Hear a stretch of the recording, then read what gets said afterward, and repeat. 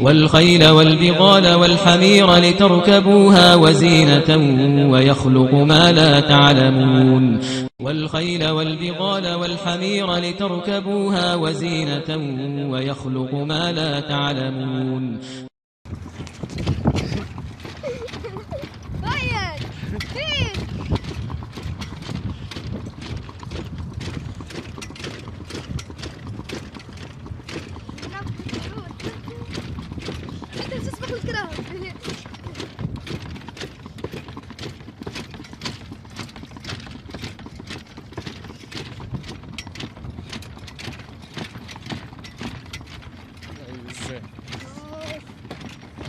خرج على